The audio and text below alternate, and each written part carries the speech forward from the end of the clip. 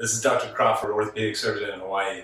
We're going to be going over some injury treatment, prevention, and some overall guidelines on how to treat some injuries and pain. So please don't let this supersede you. If you think you've been really injured and you need emergency care, please call 911, go to the emergency room.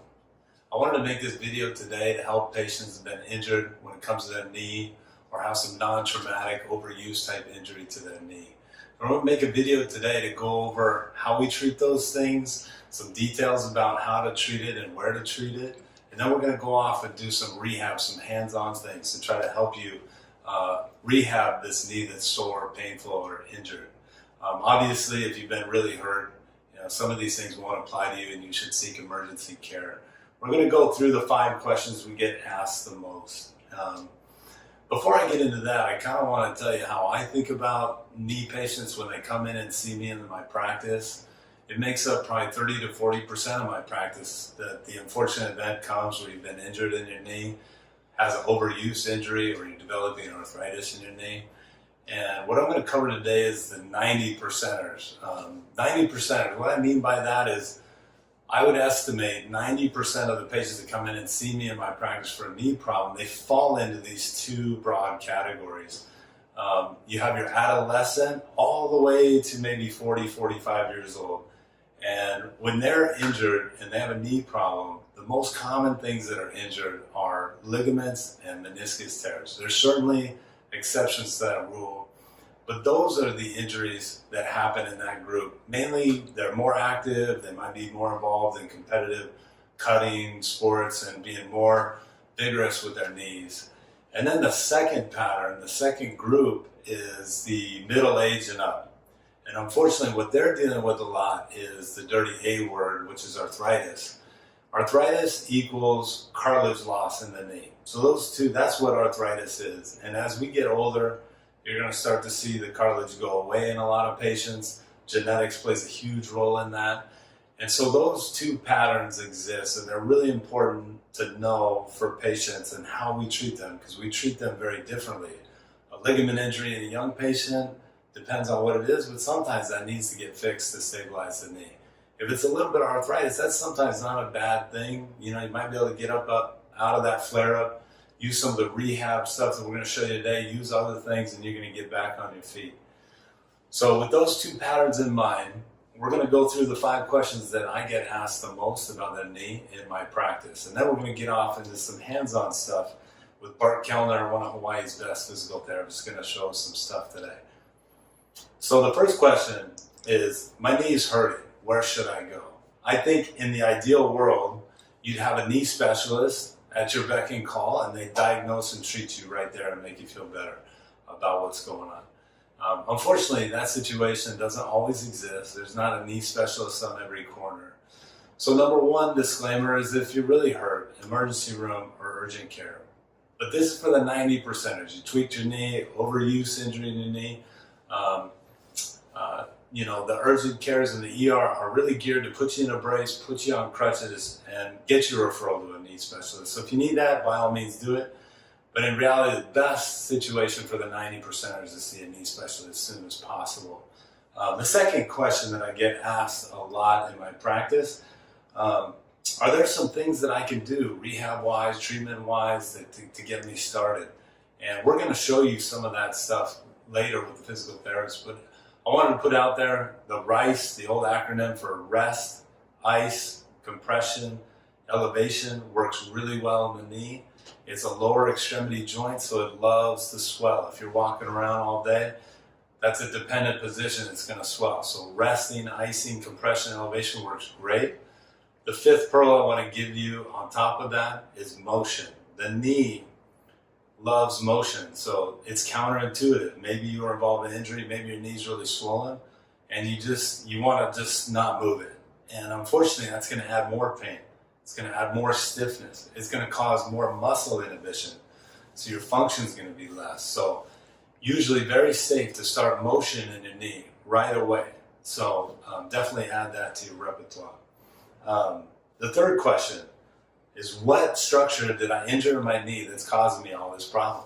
And we kind of touched on that earlier, but in those 2 patterns, if you've been involved in an injury, a buckling injury, get hit, your knee's swollen, can't walk for a couple of weeks, that needs to be investigated, especially if you're in that younger category.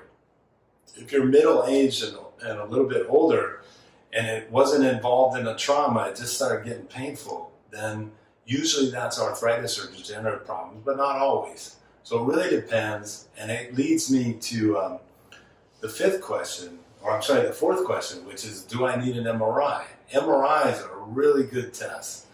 It's like having a very high definition 4K picture of what's going on inside of your knee. And doctors can order those things if you meet these criteria. Your knee's swollen, we're worried about an injury, we need to know what's going on. We don't order MRIs on everybody, but that is the question I get asked a lot, is do I need an MRI? And that's on a case-by-case basis. That's an expensive test, but a very good one. The last question I'm going to go through that I get asked a lot is, how long will it take for me to get better? If you're better in 1 day to 1 week, that's a knee tweak probably. I'm not there right now, so I can't diagnose you, but usually if it's better in 1 to 7 days, knee gets back to normal, you're not dealing with a lot of tightness, swelling, and instability of your knee, that's the time frame for a little tweak to get better. If it persists for longer than a week, or at any time, if your knee looks like a basketball where it's big and swollen, those are the things I would seek care more routinely for. It's not uncommon for really bad, ligament sprain, things like that, to take months to get better. But that, maybe you wait for a knee specialist to determine whether it's going to take you a couple of months to get better. So with that, hopefully we can learn some hands-on things today about the knee with Bart Kellner, a physical therapist in Hawaii, and go through some things to try to get you feeling better and maybe understand when to get help. Hey, I'm Bart Kellner. I'm a physical therapist with Physiotherapy Hawaii. This is John Blodgett. He's going to be demonstrating some exercises today. Basically, we're going to take what Dr. Crawford said, post-injury, not sure what you want to do, and just show you a couple things that you can do that's both joint safe and good to just get that muscle firing. When you get hurt, your brain doesn't like pain, and so what it does is it just shuts down the muscles, and that creates compensation patterns and makes you limp. So we're going to try to avoid that. So this first exercise is probably the number one easiest exercise you can do, but you can do it anywhere. So all it is a quad set. So you could be sitting, standing, laying down. Basically, all you're trying to do is fire your quad. So I tell people either think about pressing your knee down to whatever surface you're on, or just pulling that quad up if you can see it. The more you do this, the more reps you do this, the more you get that nerve to fire. Another benefit of this is if you have swelling, that compression with the muscle is going to help get some of that swelling out of the joint. Again, really joint safe, really easy to do, and you can do this all day long.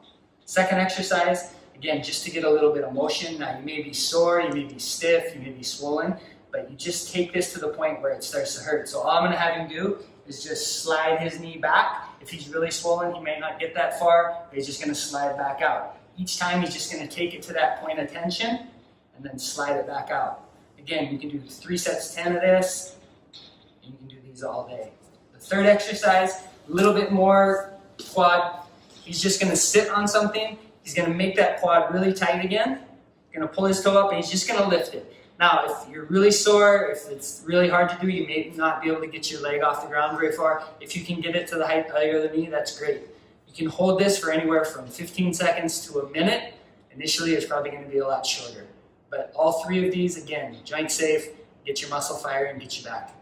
Okay, so if you're like most of our patients who want to get back to running trails, surfing, back on the football field fast, these next 3 are kind of the next progression into, again, joint safe, but they get your muscles firing, get you ready to be functional. So John wants to get back on the trail. These would be 3 that I would give him just as a kind of a warm-up to get him going. So the first one we'll do is just a wall sit. So I'll have him come over to the wall. He's going to sit on the wall just like he's sitting on a chair. So again, depending on how your knee feels, he may be above 90 degrees a little bit, but again, just like he's sitting on a chair. We talk a lot about co-contraction, so I don't want him just sitting on the wall. Basically, when he's sitting here, I want him to feel like he's pulling his heels towards his butt and that he's squeezing his knees together. So if you're trying this at home, you're going to feel everything else kind of like activate. So it's not just going to be in your quads. We look for, generally we'll start people off at maybe 3 sets for a minute, and we tell people you can go up as high as 3 minutes. So that's the first one.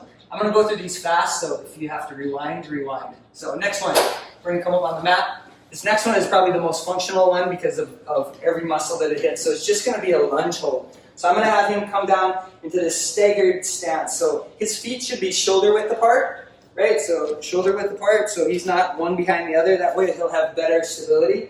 I tell people, no matter where you're bent on the front knee, do that same bend on the back. So I'll have him step back just a little farther with his back leg. So say he's at 60 degrees here, he'll be at about 60 degrees here. Now that front leg, he's going to be same as the wall. He's going to be pulling his heel toward his butt so he gets that hamstring fired. Back here, I tell him, think about pushing his heel away so he's firing off this whole posterior chain, his glute, his hamstring, his calf. Okay, again, we start off people with maybe 3 sets of this for 30 seconds. They switch sides, and that's done. The last exercise, we're just going to do a balance, okay? So it's a single leg balance. So he's going to be almost in a running position. So his knee is going to be bent, his chest is going to be forward.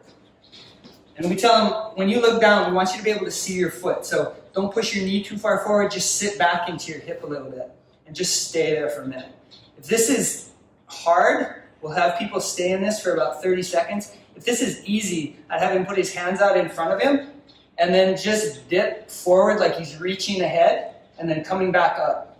So his pivot point is at his hip and not his knee, but you get good stability through the ankle, hip, and the knee.